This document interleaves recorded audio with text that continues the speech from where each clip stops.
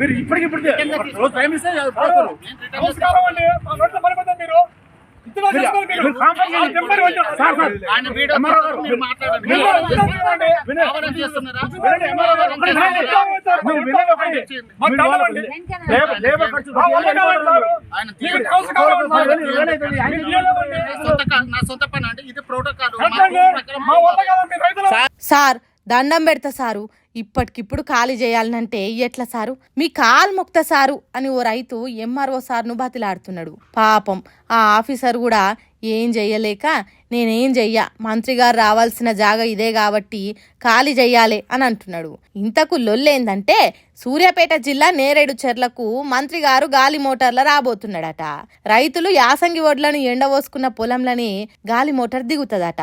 ఆ గాలి మోటార్ ఇక్కడ దిగితే వడ్లుంటాయా, ఒక్క గింజ కూడా మిగిలకుట లేచిపోతాయి. పర్దాలు పట్టాలు షెట్టు కోటి పుట్ట కోట అవుతాయి. ఈ వడ్లన్నీ ఇట్లా ఆరబోసినాయి, ఒకసారి హెలికాప్టర్ వస్తాయి మొత్తం లేచిపోతాయి, ఒక్క గింజ కూడా మిగలదు.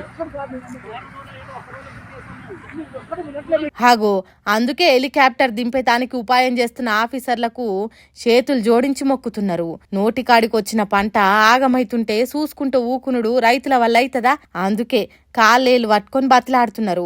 మళ్ళా ఒక్కలిద్దరు కాదు, ఎకరాల కొద్దీ ఎడల్పులా వడ్లెండ పోసుకున్నారు.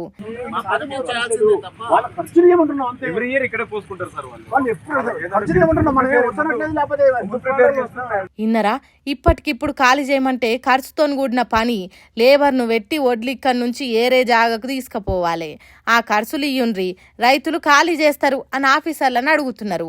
మరి అంతే కదా, కార్లలో వచ్చే మంత్రులు లక్షలు ఖర్చు చేసి హెలికాప్టర్లలో వచ్చినప్పుడు రైతులు ఒడ్లు ఖాళీ చేసుకునే ఖర్చు పైసలు కట్టించుడు పెద్ద లెక్కనే కాదు సర్కార్కు. కాబట్టి ఇంతో కొంత ఇస్తే కూలీలను పెట్టి ఖాళీ చేస్తారని అంటున్నారు. మరి ఆఫీసర్లు ఏం చేస్తారో తెలియదు కానీ రైతులకు తక్లీఫ్ రాకుండా చూసుకోవాల్సిన మంత్రులు ఆఫీసర్లు అదే రైతులను తిప్పల పెట్టే పనులు చేస్తున్నారు. మరి అట్లున్నది మన సర్కార్ పనితనం అని అంటున్నారు సూర్యాపేట జిల్లా జనాలు ఈ ముచ్చట తెలిసినాక.